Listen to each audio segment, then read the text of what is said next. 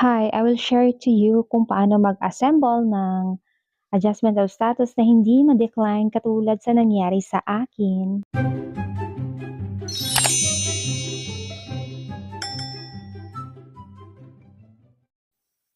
Nag-print na nga ako ng label para sa yellow packet ko, yung sa labas ng yellow packet, yung envelope na yellow. So ayan, kumuha ako ng tatlong envelope na yellow o tinatawag na yellow packet, tatlo dahil K1, K2 processing ako. So, kasama yung anak ko sa aking processing. Bale, tatlo naman ang sa K2 at sa K1 naman is apat. So, ayan, segregate ko na siya. Tapos, lalagyan ko ng label ang bawat yellow packet. Sa pag-print ko naman ng label is, nilakihan ko na para agad na makita agad yung kung ano yung nilalaman ng isang packet. Like example, itong Form I-485 na adjustment of status. May naka-blurry na name dyan, full name sa baba is, halimbawa, sa akin, si Maria Jose. Tapos yung sa anak ko naman, sa kabila, ah, Form I-478, adjustment of status, and nakalagay naman doon maliit na letters, capital letters din pero maliliit na font is yung pangalan ni Heart Jose, ganon. So, para mabilis na ma-recognize ng officer sa USCIS yung nilalaman ng bawat isang yellow packet. So, ang tagal din na na-realize ko itong mga na ganito pala dapat yung gagawin. Very, very late ko na rin siyang ginawa kasi nga hindi ako masyado maalam sa pag-process until na pagdating ko dito sa US na DIY pala is the key kasi nga mas makakatipid ka kung DIY. Yun nga lang, kailangan mo ng matinding research at tanong-tanong ka talaga sa mga friendship mo or mga kabatch mo na nagpa-medical ka sa St. Luke's or sa mga FB page ng nagpa-process ng adjustment of status para may alam ka kung paano talaga yung tamang pag-process. Katulad nitong sa akin, yung unang pag-process ko, wala talaga akong alam. So, kinabahan ako, hindi ko alam paano mag-fill up ng form. Tapos, ang dami-dami kasi dalawang file yun. Yung sa akin at saka kay Heart, kung K1, K2 ka, kung nakikinig ka or nanonood ka sa aking video ngayon, talagang ma-relate ka talaga dito sa kwento ko. Kasi nga, um, iba yung packet ng anak mo sa anak at saka yung iba rin yung packet sa nanay. So, ganun yun. So, ito, ginagawa ko na yung labeling ng yellow packet, yung apat na form sa akin, sa K1, and then tatlong form naman ang sa anak ko, sa K2. So, nagsimula naman ako dito para sa K2 na yellow packet. Kwento ko lang, yung unang file ko kasi is hindi ganito ka-organize. Hindi ko rin alam na may yellow packet siya. Kaya nga pala siya ang tinawag na yellow packet kasi nga yellow yung folder na gagamitin yung envelope. And then suddenly, ang ginawa ko naman kasi that time, naka-file nga siya, naka-separate nga siya ng I31, I485, and ano pa yung isa, nakalimutan ko na. So yun naka-file naman siya ng maigi. Comply ko naman lahat ng requirements. Yun nga lang, hindi ko siya nilagay sa each packet. Tapos pinak siya na parang nagpadala ako ng package, which is very wrong. Hindi pala yun. Kaya na-decline ako.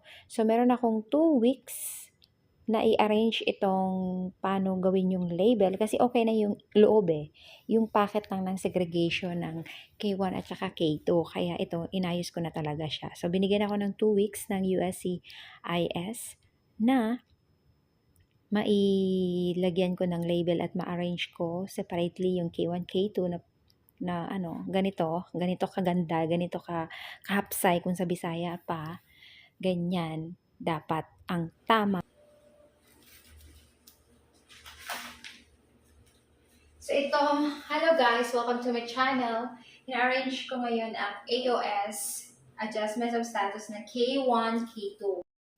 Magvo-voice over tayo. So ngayon nasa floor manager tayo ngayon, nagpa-file ng Adjustment of Status kasi nasa 2 years ago nasa apartment pa kami.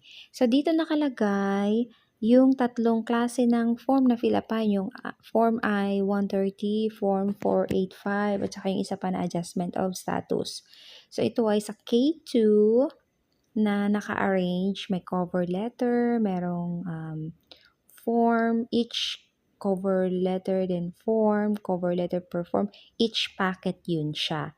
So, kailangan organize and talagang nakasalansan ang naaayon sa bawat yellow packet. At naka-label ka dapat. May label yun. Pwedeng handwritten yung label na nakalagay sa labas ng yellow packet nyo para for sure na ma-recognize ng officer sa USCIS. So, ganito yung look. Binlur ko lang siya kasi may mga information kaming personal na nakalagay dyan. Kasi ready to send na yan. I have 2 weeks na yung allowance para i-file ng USCIS. Para sana hindi na ako ma-decline. But yes naman, after 2 years, yes, na-accept naman ako. Isang beses lang ako na-declined. So, ito naman sa marriage of certificate, kailangan yung original copy na yung may seal talaga kumuha kayo sa court. Tapos, ganito yung pag-process ko. Naka-label lahat yan. At saka ipaibabaw yung green letter para ma-notice agad pag open nila sa packet ko is ipa-prioritize nila kasi I have 2 weeks na naiwan para ma-approve agad at ma-check, ma-review yung aking documents. Ito pala yun, Form I-765. So, ito yung lahat ng form, itong 4, ito yung sa K1. Yung sa K2 naman, same lang, pero 765 ata yung wala. Yeah. So, ganun na lang sa likod, walang nakalagay na print, ang sa harap lang. So, malinis ang sa likod. At ganito dapat, bawal ang staple wire, kailangan naka-paper clip or yung clamp na ganyan para organize. So, since wala akong maliit na cellophane for the photo, kinilip ko na lang din yung mga single photos namin. So, ayan ang aking arrangement sa etong tatlong ito. For K1 naman ito. Form I-131, Form I-765, at saka Form I, ano yun? Isa. Basta yun na yun. So, ganito ang sa likod. Huwag mo na lagyan ng mga chichibureche, ganyan lang kasimple. Kasi para mas mabilis na mabuksan ng staff or clerk ng USCIS. So, ito sa left side is yung K2, yung kay Heart, sa anak. At saka yung sa kabila naman yung 4 na folder na yellow packet is for the K2. So, yan. Makikita nyo naman na nasa video, o nakikita nyo sa video yung paano ko siya in-arrange. So, ayan, ganyan lang siya dapat. At sa pinaka harapan niya, doon ko nilagay itong green letter kasi yun ang nakalagay doon na kailangan i-enclose siya sa packets, yung green na yun, para mabigyan ng action yung aking documents. So, ngayon, nasa na ako, US sa apps, sa post office, para ipadala. Payat ko pa dito way back, tapos highlighted pa yung buhok ko.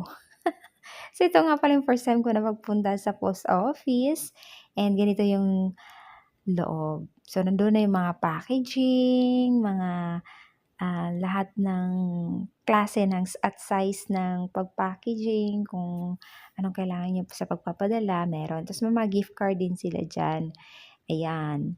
And then, hindi naman busy talaga that day at mabilis lang namin na i-send yung mail. Tapos yung priority namin para 3 days agad na matanggap. Sa Chicago ata namin to pinadala. And, ayun, bumayad kami ng expensive kasi priority, but it's okay dahil worth it naman. At na-approve nga ako ng 2 years na green card after ko na-send ito. That's all!